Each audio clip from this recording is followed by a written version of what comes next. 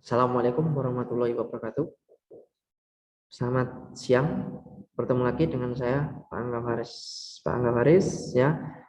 Di sini untuk kali ini saya akan menerangkan atau menjelaskan tentang diagnosis atau kerusakan yang terjadi pada dinamo starter.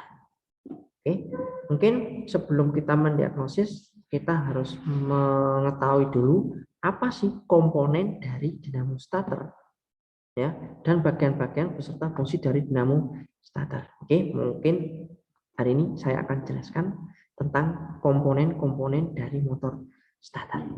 Oke, izin share dulu untuk materi.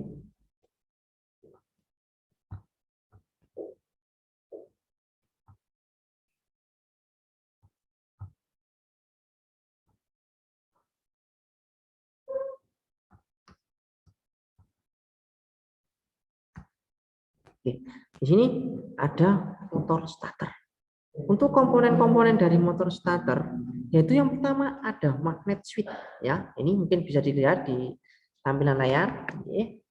Ada motor switch, magnet switch atau juga disebut dengan switch bending kalau di bengkel.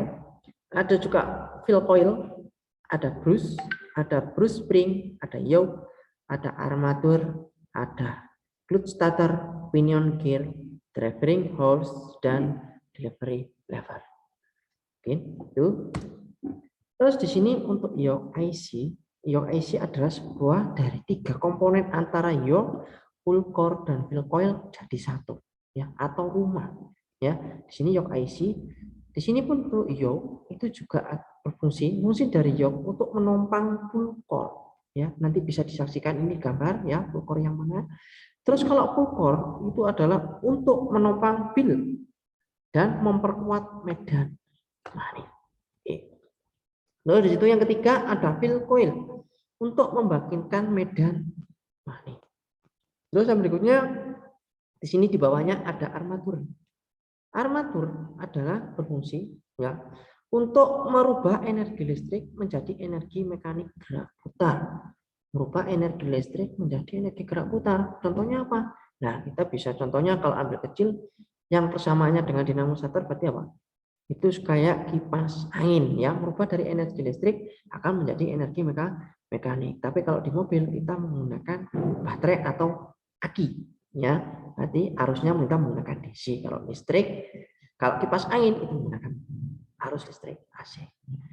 Untuk armatur juga memiliki dari 3 bagian. Yang pertama ada armatur core, ada armatur shaft, ya, ada armatur coil, dan komutator. Terus di sini yang berikutnya komponennya ada brush holder atau brush holder yang berfungsi sebagai pemegang brush atau sikat arang atau brostel, ya. Terus di sini brush negatif untuk meneruskan arus dari armatur ke massa. Berarti hubungannya dengan massa atau bodi di dalam kendaraan.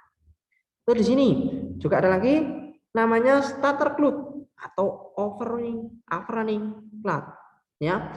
Di sini fungsinya meneruskan putaran armatur, ya, meneruskan putaran armatur ke ring gear atau disebut juga dengan flywheel. Flywheel itu yang berhubungan dengan crankshaft atau bandul istilahnya kalau di bengkel.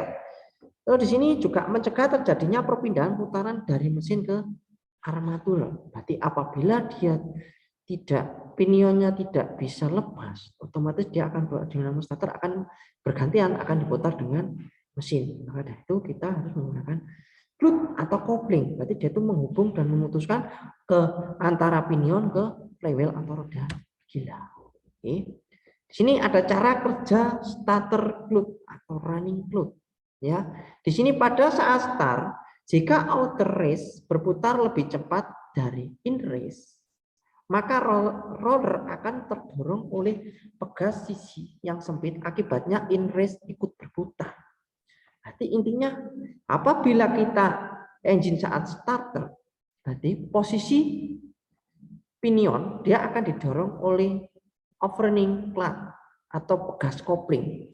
Apabila engine sudah menyala dan switch bending atau pinion tadi sudah tidak ada arus listriknya, dari magnet pinion switch, dia itu akan tertarik ke belakang dan memutuskan hubungan antara pinion dengan flywheel.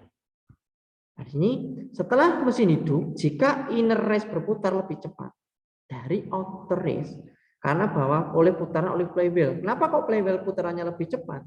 Karena dia di roda gila berhubungan dengan mesin. Apabila sudah engine sudah menyala, berputarannya akan lebih cepat dari putaran dinamo starter. Maka otomatis dinamo starter akan ikut berputar, terbawa oleh putaran mesin. Roller akan terbawa ke sisi yang lebih lebar melawan pegas. Akibatnya, inner race tidak dapat berhubung dengan outer race. Nah, di sini yang pertama, yang berikutnya ada magnet switch, ya, atau biasanya memang disebut juga switch bending kalau di bengkel ya.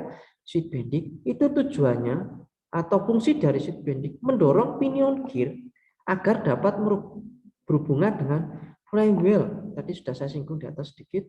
Flywheel itu ada roda gila yang berhubungan dengan poros engkol. Ya. Terus di sini kemungkinan arus yang besar dari baterai mengalir ke motor starter. Ya, berarti memang arus dari motor starter itu disuplai dari baterai. Terus baterai itu sendiri dari mana untuk suplainya untuk pengisian? Nah, karena setelah digunakan untuk menyalakan starter, otomatis baterai akan habis. Untuk penyuplaian dari baterai itu nanti akan disuplai dari dinamo AC. Mungkin akan dijelaskan di materi berikutnya. Nah, ini adalah komponen-komponen dari bagian motor starter ya. Di pinggir bisa diperhatikan ya, ada pivot.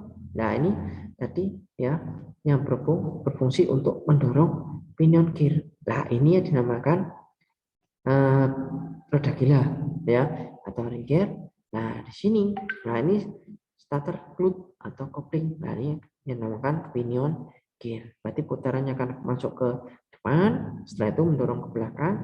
Akhirnya apabila roda gila sudah berputar dengan maksimal, otomatis dari pinion gear akan bergerak ke belakang dan akhirnya memutuskan hubungan putar. Mungkin dari sini dulu untuk materi dari pengenalan dinamo starter dan masalah pada dinamo starter. Oke, untuk materi cukup sampai di sini dulu. Mungkin saya akan lanjut di materi di channel berikutnya. Sampai di sini, tetap jaga kesehatan ya, selalu jaga kesehatan, jangan lupa pakai masker. Sampai di sini, akhirul kalam. Wassalamualaikum warahmatullahi wabarakatuh.